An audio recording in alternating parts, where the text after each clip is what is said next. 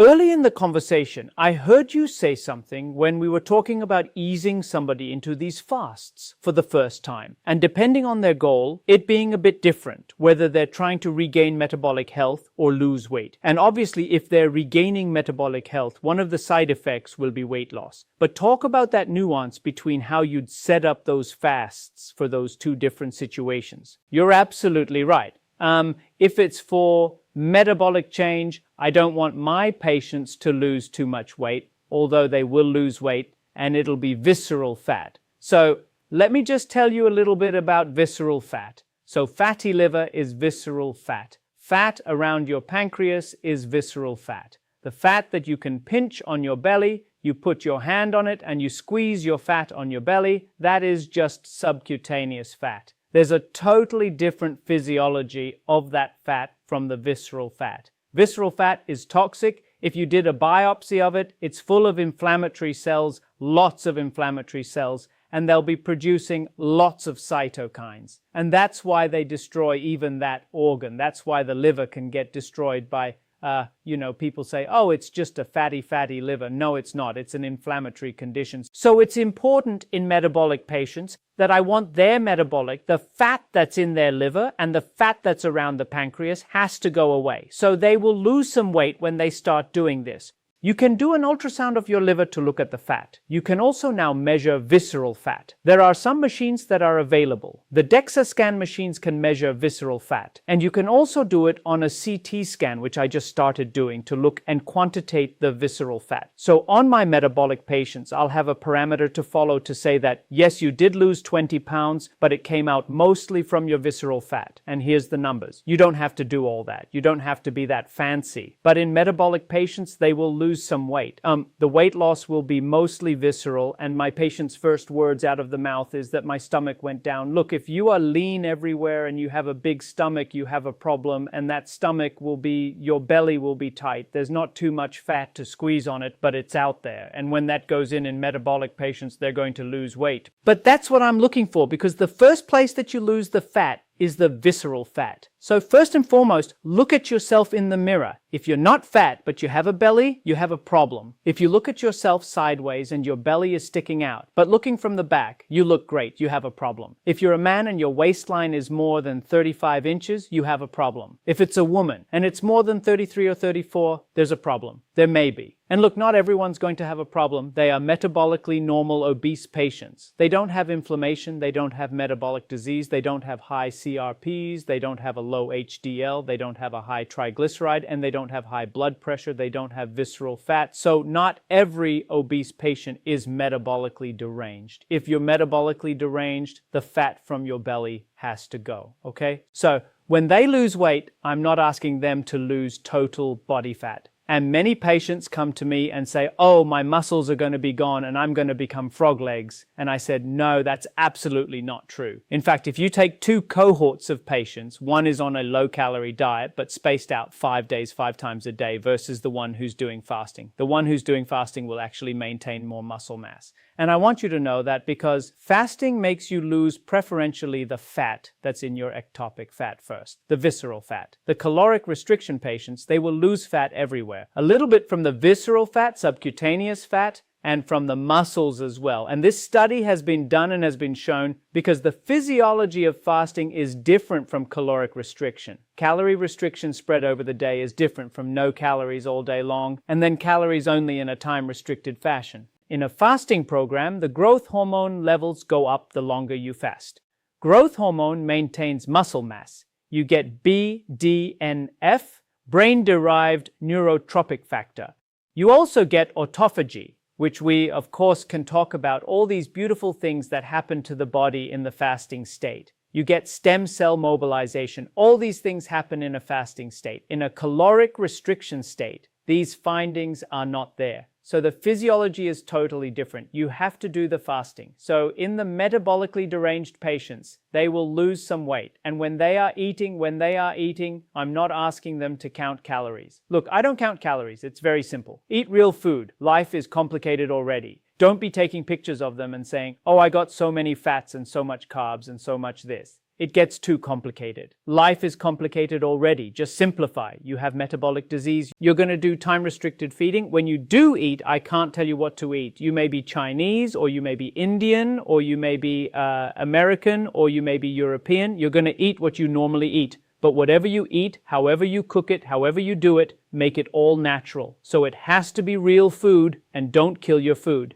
That means don't overcook it. And we'll talk about this advanced glycation end products, burning foods, and the way you cook it. And don't put wrong ingredients into it, like vegetable oils and stuff like that. So my feeding pattern is very simple. You're metabolically sick. Okay, fine. I'm not counting your calories. I'm not restricting how much you eat. Also, when you do eat, you will sit down and eat till you feel good and then walk off the table. But you got to be eating real food. Now, my obese patient, he's a little bit different. He needs to lose a lot of weight. So I'll just give you an example. I just saw a patient of mine yesterday who came about 7 or 8 weeks ago, and he was quite obese. And I gave him this introductory pattern of what to do, and I wrote it all out for him that, okay, for 2 weeks you're going to do the time restriction in a 18 to 6 fashion, and then you're going to start giving me a 3-day water fast, and then go back to eating 1 meal a day for 7 to 8 days, and then do another 3-day water fast. Because with him, I was far more aggressive because I wanted him to lose weight. He came back. He already lost 46 pounds,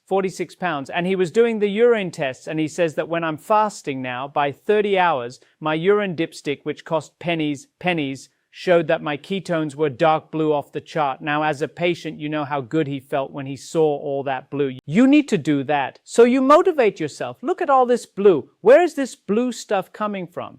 These ketones, they're coming from your liver. How did they get to your liver? It came from fatty acids being converted to ketones in your liver. Where did the free fatty acids come from? They came from fat. Every molecule of ketones that you saw in your urine came from fat. You're basically peeing away some of your fat. Now take that home. So in him, the difference in him was we wanted him to lose weight. So what he was doing is excellent. He was doing 3-day water fast and then 5 to 6 days of OMAD again, and then 3-day water fast and 5 to 6 days. I won't do that to my metabolic patient. My metabolic patient is more gradual. This guy's going to lose a lot of weight. And also what he was eating was very important. So with this particular patient, I did tempt to make sure that his meals, of course, are not huge, massive meals. But I already knew that he was having problems with certain types of foods, so I had basically asked him to restrict his diet to only the foods that he was not allergic to. So he was basically eating fish, chicken,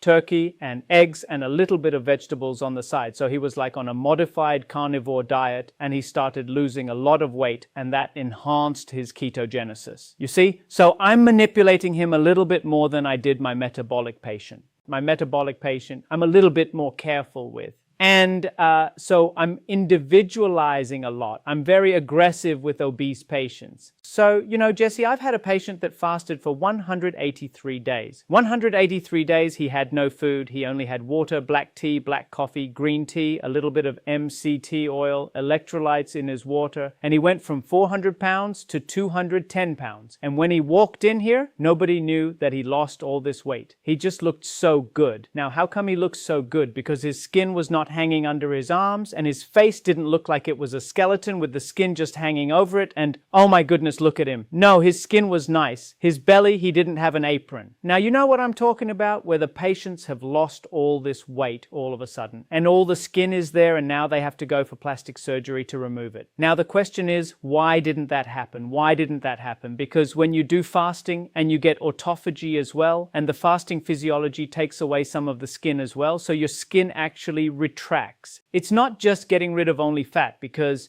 if I did a total body liposuction on you, you'll be left with all the skin. So in my diet program, my weight loss program, my fasting programs, I see that my patients' skins are better under their arms. They don't have this thing hanging out versus those who do it in other ways, including drugs, by the way, weight loss drugs. I've seen it in them because remember, not every patient's going to follow my advice. Some of them come in here and they already been given drugs. Yes, they've lost 40 pounds or 30 pounds, but I can tell from the moment they're walking walking through the door, I can see their face and I can tell them that, yes, you've been on drugs, and I can see their arms and the belly. It's a different type of weight loss. Fasting is a different type of weight loss, and it's the weight loss that millions of years of evolution has supported, and your physiology has supported you. He's an extreme, but I've got dozens and dozens of patients that have fasted 50 days, 40 days, and they had dire circumstances. Bad diabetes, joint disease, sleep apnea, just name it. They were basically dying, and you got to do this, but they come back feeling amazing, and their energy levels are extremely high, by the way. Because look, one thing you need to understand, when they get into ketogenesis, these patients feel amazing. Their energy levels are high. I feel amazing when I'm in ketones. My brain functions better. My reflexes are faster. My memory is great. You know, by the end of the day, people say to me, "Doctor, at 5:30, you're still so sharp." Because I'm probably making a lot of ketones at that time. See, so ketogenesis does give you a certain affect that is just very useful. So I find that patients feel lousy, okay? So backtracking, day 1, a little bit hard, but dark I managed. Day number 2, a little bit harder. I got really hungry at the end of the second day, so I really had to force myself to just go to bed. Took a little bit of MCT oil. I took the electrolytes. They did make me feel better. And then I went to bed. Third day, I began to feel a little bit nicer, but it was also kind of a rough day. But by the time my 4th day came around, I felt good. I did not go through any problems. I was full of energy. And on my 5th day, I was really on top of my game. I actually even went to the gym because you told me to exercise in a fasting state. So I went to the gym. I felt really good on the 5th day. And honestly, Doc, I could have gone on, but you told me to do 5 days, so I stopped at 5 days. So how often do I hear this? I hear this all the time. It's not like, "Oh, Doc, I was miserable on the 2nd day, and 3rd and 4th was even worse, and on the 5th day I was just terrible." No, they get better. So the endurance is important. So again, educating the patient, giving them the support, how you need a coach. You need a team that you can call. Hey, you call my team that I have over here, for example. This is what I'm going through. This is what I'm feeling. And we can guide you through how to get through that. But the worst day usually is the 3rd day. But after the 3rd day, prolonged fasting becomes easier and easier to do. And you just got to get mad. Look, you're going to get mad. Okay, just get mad because you have to take back your health. No one's going to take it back. Nobody. It's your responsibility. And this is something that I tell patients. Look at your responsibility, and you need to take your life back. Do you love yourself? Do you deserve it? Do you deserve better health? Do you deserve better relationships? Do you deserve more out of life? So part of this is all psychology as well, talking to patients and motivating them to say, look, this is what's at the end of this tunnel here, let's do it. And you just got to get determined, and you just got to say, that's it, I'm going to do this, that's what I want. So doing this is really important. That is why I'm saying that fasting touches on metabolic obesity, joint disorder, coronary calcium, atherosclerosis, inflammation. We talked about the plaque ruptures, all that goes down. Inflammation, the gut, oh my goodness, we can talk about the gut. The gut changes completely. Of course, the patient comes to me on the 3rd day, "Doc, I used to have a bowel movement every day. Now I'm having a bowel movement every other day." And I said, "Well, nothing went in, so nothing will come out. That's okay. Nothing wrong with that." "Oh, but you told us that, you need a good bowel movement a day." I say, yeah, when you're eating, you need a good bowel movement at least once a day. So there's some things that they need to get used to. Water. Now, I can tell you more about water. Why is water and electrolytes so important? And now I'm going to explain to you why it's important. So don't try to do dry fasts, okay? So 10 glasses of water with electrolytes at least once a day. Why do I do that? Because as your insulin level comes down, your sodium level in your body goes down because insulin holds on to sodium. So now when your insulin levels come down, you're going to pee out the sodium into your urine. So you can get intravascular volume depletion very quickly when you are fasting. Patients come back and tell me, "Hey, I was fasting and I made more urine on the days that I was fasting." Well, of course, because you're getting what is known as natriuresis, salt coming out in your urine. The salt that your body held onto because your insulin levels are coming down, and therefore it's releasing that salt. So you can get intravascular volume depletion. So you need your electrolytes. If you're getting cramps, you need to take electrolytes. So the electrolytes that I use is called LMT. Sometimes I just take Celtic salt, half a teaspoon, put it in a glass of water, shake it up, drink it. Sometimes I take Himalayan salt, put it in there, shake it up, drink it at least once a day, especially if you're getting cramps. I do that because electrolytes are really important. If you're feeling terrible, getting a headache, you're lethargic, you're feeling tired, what are you supposed to do? First things first, take your blood pressure. Make sure it's not too low. If your blood pressure is low, you have a problem. You call your caregiver and say, look, my blood pressure usually runs 120. It's now only 90. You're probably very volume depleted and electrolyte depleted. So if you're taking blood pressure medications, you need to stop that. And then I tell them, okay, fine. You just need to be rehydrated. Come into the office and maybe I'll give you an IV. Now, I don't do that to every patient. But occasionally, maybe 1 out of 20 patients, I'll put them in the office for an hour or so and give them some saline and then off they go. But you can do this. How? Drink water, at least 10 glasses of water a day. Put some electrolytes in at least 1 or 2 glasses a day. Okay? So you're going to get, and they come with the minerals and everything else. What is MCT oil for fasting? MCT oil is a short-chain fatty acid. It's immediately available to the body as soon as it goes in for metabolism. And who's metabolizing this? Well, who's using it? It's your mitochondria. So, obviously, how are you going to feel? Mitochondria starts utilizing it immediately. It's a great energy source immediately for your body. So you're feeling down because maybe your ketones haven't kicked in yet. Maybe it's day number 2 and your ketones haven't kicked in yet. You take some exogenous MCT oil and you will find that you'll feel so much stronger and so much better. Women, if they take more than a tablespoon, they can get some loose bowel movements more than men. You can take a tablespoon a day without any difficulty in most patients. You can even take 2 tablespoons if you get used to it. So I do use MCT oil in my patients to help them overcome the fast. And then I do use green tea and black coffee. In some patients, I do add some fat because they say, Doc, I'm so hungry, I'm going to basically break my fast. And I'll tell them, okay, you like coffee?